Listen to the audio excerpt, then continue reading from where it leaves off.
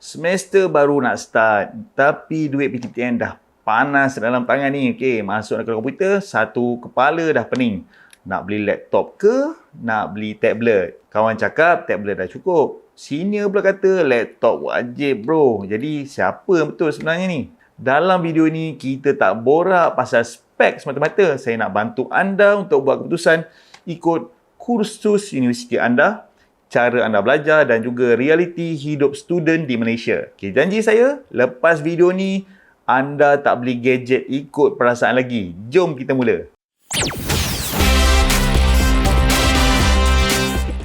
Hey, selamat datang ke Momok Tube, inspirasi kehidupan dan juga makanan.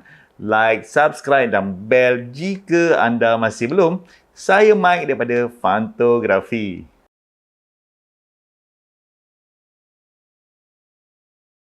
Okay, jujur saya cakap, kalau bab ambil nota ni, tablet memang ada kelebihan besar. Bayangkan anda dalam dewan kuliah, lecturer cakap laju, slide tukar setiap 30 saat, ada rajah yang susah, formula juga panjang. Okay. Dengan tablet dan juga stylus, anda boleh conteng terus atas PDF, lukis rajah ikut slide dan juga highlight ataupun tukar warna dan juga tambah nota tepi. Okey, siap boleh rakam audio sekali. Semuanya kemas, semuanya tersusun. Okey, nak cari balik nota, senang kan? Just search saja. Okey, kalau laptop pula, boleh type laju. Tapi nak lukis rajah, memang susah. Melainkan anda pakai touchscreen. Nak bulatkan point cepat-cepat, rasa awkward sikit kan? Okey, lepas tu bunyi keyboard pun kadang-kadang mengganggu orang sebelah. Macam kita mesin typewriter pula kan? Walaupun ada laptop 2-in-1, okey, feel menulis atas tablet tulis ni memang berbeza. Kesimpulannya, untuk menulis nota yang cepat dan juga untuk lukis visual, tablet adalah pemenang yang jelas dalam segmen ni.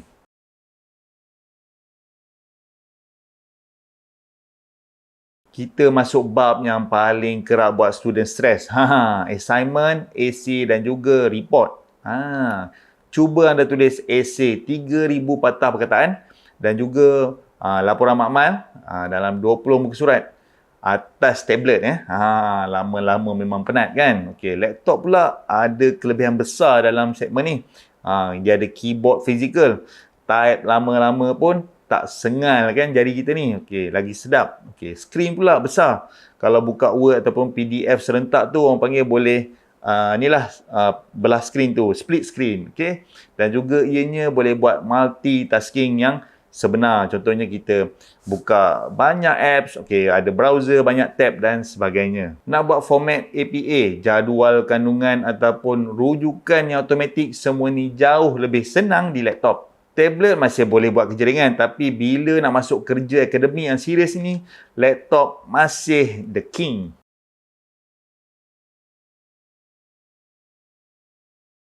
Okay, bab ni penting. Kalau salah pilih akan menyesal 3 atau 4 tahun. Sebab itulah waktu yang kita akan belajar kan. Okay, untuk engineering, architecture dan juga computer science, jawapannya memang orang panggil cerah lagi bersuluh. Terang lagi bersuluh adalah wajib untuk menggunakan laptop. Sebab kita ada software AutoCAD, SolidWorks, coding, VM, IDE. Semua ni perlukan kuasa yang sebenar. Buat kerja ni atas tablet, macam seolah-olah ibaratnya kita nak masuk Formula 1 tapi naik basikal. Untuk desain multimedia dan video, tablet memang sedap untuk melukis dan sketch. Tapi kerja profesional tetap perlukan Photoshop, Illustrator, Premiere ataupun After Effects.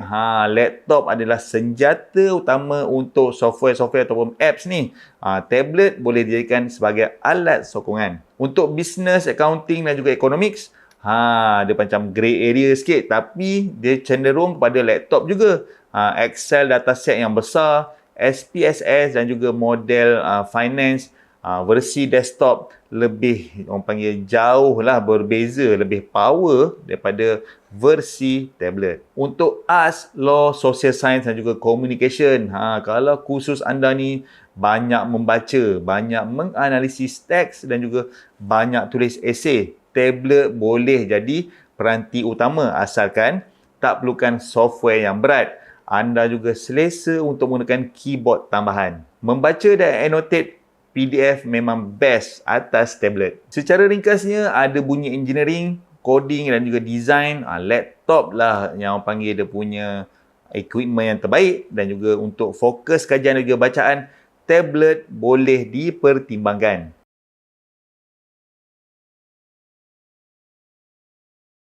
Bab ni, tablet memang ada kelebihan. Dianya lebih ringan dan juga senang dibawa ke kelas dan juga library kalau orang panggil waktu study dan juga waktu exam week lah. Okey, bateri pula tahan lama. Netflix dan juga YouTube atas katil, ini adalah perfect solution. Laptop pula bukan teruk sangat, tapi tablet memang lebih mesra gaya hidup student yang on the go.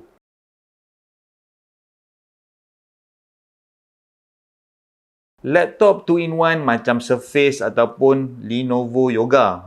Boleh dijadikan sebagai laptop penuh. Kalau kita cabut je keyboard tu, dia akan jadi tablet. Tapi kena ingat, harga biasanya akan lebih mahal lah sikit sebab orang panggil memberikan kelesesaan untuk kedua-dua dunia, both world. Tapi beratnya pula taklah ringan seperti tablet yang memang pure tablet. Lepas tu pula ianya taklah sekuat laptop pada harga yang sama. Masuk kuat ni dari segi performance lah. Contohnya harga 1000 untuk laptop, taklah dapat performance yang sama macam harga 1000 untuk laptop 2-in-1. Sebab dia punya mobility tu ada harganya yang perlu dibayar. Selalunya harga hampir sama dengan laptop entry level. Kadang-kadang laptop RM2500 ni dah boleh terus siapkan kerja, dah komplit kan. Tapi kalau tablet ni harganya memang 2000. Tapi bila kita tambah aksesori, dia punya keyboard dan sebagainya, dah boleh jadi 2500 juga. Kalau kira kos penuh tu, jangan tengok pada harga asal je, tengok dia punya komplit sekali dengan equipment, panggil equipment pula, dia punya aksesoris, berapa total harga dia.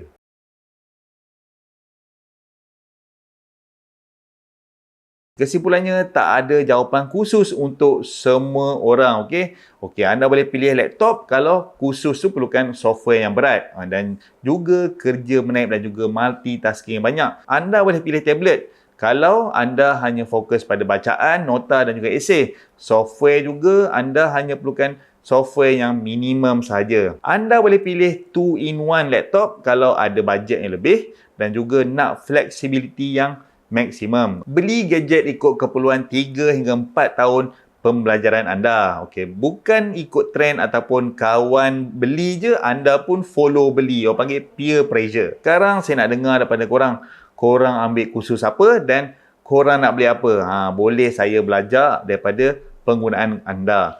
Share kat komen, mungkin boleh bantu student yang lain juga untuk follow langkah-langkah anda. Kalau video ini bermanfaat, tekan like, subscribe dan selamat maju jaya untuk semester yang baru ni.